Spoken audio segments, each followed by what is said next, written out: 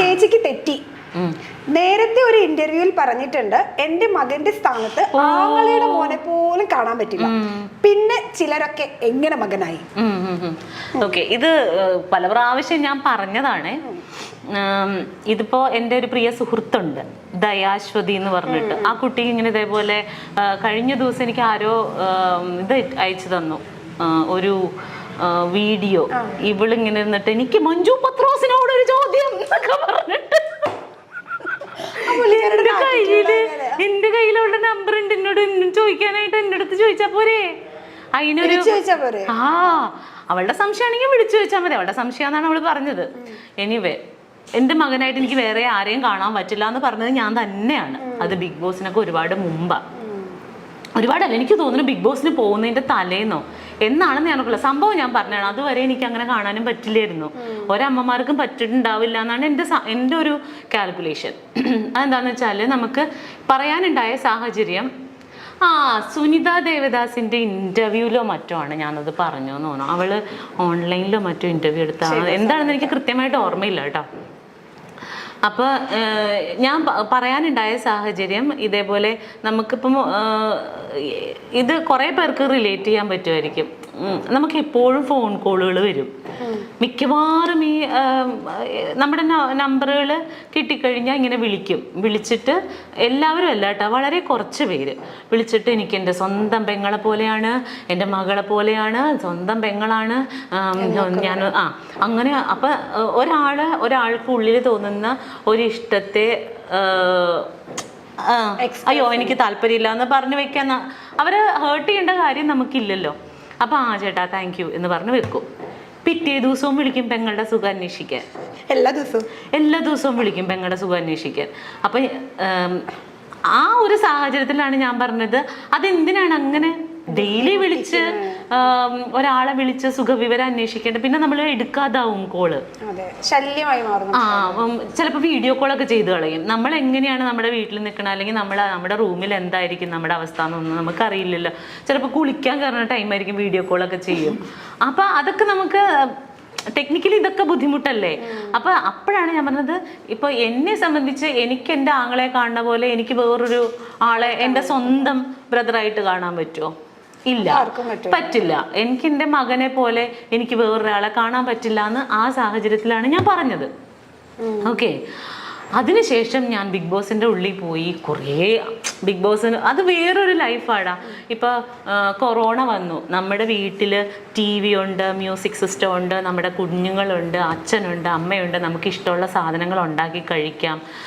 കള്ളുകുടിക്കുന്നവർക്ക് വീട്ടിൽ മദ്യം ഉണ്ടെങ്കിൽ അതും കുടിക്കാം. ആർക്കും ഒരു പ്രശ്നം ഉണ്ടായിരുന്നില്ല. ആകെ നമുക്ക് പോകാൻ പറ്റാത്തത് നമ്മുടെ വർക്കിംഗ് സ്പേസിൽ പോകാൻ പറ്റുന്നില്ല, റോഡിലേക്ക് ഇറങ്ങാൻ പറ്റുന്നില്ല, കടകളിൽ പോകാൻ പറ്റുന്നില്ല. ഇതായിരുന്നു നമുക്കുണ്ടായിരുന്ന ബുദ്ധിമുട്ട്. ആ സമയത്ത് പോലും ആളുകൾ എന്തോരം ഫ്രസ്ട്രേറ്റഡ് ആയി. ഇതൊന്നുമില്ലാത്ത ഒരു സ്പേസിൽ പരസ്പരം പരിചയമില്ലാത്ത 16 പേര് ഒരുമിച്ച് ജീവിക്കുന്ന ഒരു വീട്ടിലാണ് നമ്മൾ കഴിയണത്. നമ്മൾ ഇതുവരെ എൻ്റെ ലൈഫിൽ എൻ്റെ 40ാമത്തെ വയസ്സിൻ്റെ ഇടയ്ക്ക് ഇതുവരെ ഞാൻ അങ്ങനെ ഒരു സിറ്റുവേഷൻ ഫേസ് ചെയ്തിട്ടില്ല. ഫേസ് ചെയ്തിരുന്നെങ്കിൽ എൻ്റെ അഭിപ്രായം ഒന്നും ഇതായിരിക്കില്ല. ഞാൻ അതുവരെ ഉണ്ടായിരുന്ന എൻ്റെ അഭിപ്രായം മുഴുവൻ മാറിപ്പോയി. കാരണം എനിക്ക് ഒന്നും ചെയ്യാൻ പറ്റണില്ല. എനിക്ക് മനസ്സിലാവണുണ്ട് എൻ്റെ തലയിലെ സ്ക്രൂ കഴിഞ്ഞ് വീഴുന്നത്. സീരിയസ്ലി ഞാൻ ഇങ്ങനെ. അപ്പൊ എൻ്റെ ഒരു ആഗ്രഹം, എനിക്ക് ബെർണാച്ചനെ കാണാൻ പറ്റില്ല. ദൈവം എനിക്ക് അവൻ്റെ കൈയൊന്ന് അതിൻ്റെ ഇടയിൽ കൂടി ഒന്ന് കാണാൻ പറ്റുമായിരുന്നെങ്കിൽ ഞാനവിടെ നിന്ന് പൊട്ടിക്കരഞ്ഞിട്ടുണ്ട് കുഞ്ഞിനെ കാണാൻ പറ്റാതെ. കാരണം അപ്പൊ ചോദിക്കും നീ എന്തിനാ പോയെന്ന് ചോദിക്കും. ഞാൻ ഓർത്ത് എനിക്ക് ഈസി ആയിട്ട് അത് സർവൈവ് ചെയ്യാൻ പറ്റും എന്നാണ്. ഇന്നും ബെർണാച്ചനെ സ്കൂളിൽ പോയപ്പോൾ ഞാൻ ടോയ്ലറ്റിലിരുന്ന് കുറേ കരഞ്ഞു. വേറെ ഒന്നുമല്ല, ഞാൻ ഇന്ന് അവിടെ നിന്ന് പോരും, എനിക്കിന്ന് അവനെ കാണാൻ പറ്റില്ല. സ്കൂൾ വിട്ട് വന്ന് കഴിയുമ്പോൾ ഇനി ഞാൻ 10-15 ദിവസം കഴിയുമ്പോഴേ ഒരു ടിഷ്യൂ തരും. സീരിയസ്ലി അല്ല, ഇത് കണക്കിലാക്കണ്ട. അപ്പൊ ഇനിയിപ്പോ ആൾക്കാർ സ്കൂളിൽ പോകുമ്പോഴും അമ്മ കരയുന്നു. അതല്ല അതിന്റെ ഫീല്. അവന് സ്കൂളിൽ പോയി എനിക്ക് അവനെ ഡെയിലി കാണാൻ പറ്റില്ല.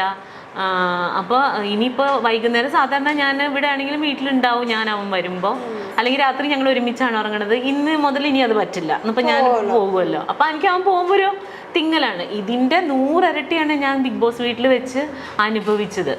അവിടെ വെച്ചിട്ടാണ് ഈവൻ ഫുക്രു, ഞാൻ പറഞ്ഞത് സത്യമാണ്. അവിടെ വെച്ചിട്ട് എനിക്ക് ബെർണാച്ചനായോ എന്നുള്ളതല്ല, ആ ഒരു സ്ഥലം ഫില്ല് ചെയ്യാൻ വേണ്ടിയിട്ട് ഈ കുട്ടി എന്നെ ഒരുപാട് ഹെൽപ്പ് ചെയ്തിട്ടുണ്ട്. ബർണാച്ചൻ എന്നെ ഡി മഞ്ജു പത്രോസ എന്നൊക്കെ പറഞ്ഞ് എന്റെ മോൻ വന്ന് വിളിക്കും.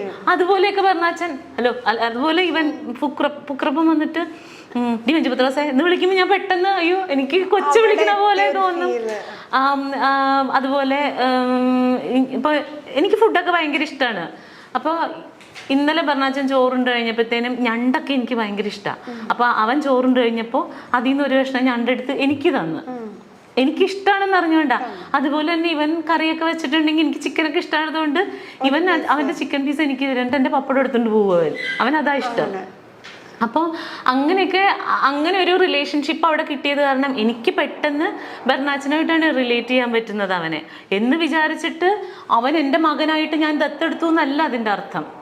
ഇതൊക്കെ സാമാന്യ ബോധമുള്ളവർക്ക് മനസ്സിലാകും, ഇല്ലാത്തവരോട് പറഞ്ഞിട്ട് കാര്യമില്ല. അപ്പോൾ ഇതിപ്പോൾ ദയക്കും കേൾക്കുകയാണെങ്കിൽ ദയക്കും കൂടി മനസ്സിലാവട്ടെ എന്ന് വിചാരിച്ചിട്ടാണ്. അല്ലാതെ ദയ അപ്പം അതിനകത്ത് ചോദിച്ചു എന്താണ് ഓന്ത് നിറം മാറുന്നത് പോലെ നിറം മാറുന്നവളാണോ എന്നൊക്കെ ചോദിച്ചു.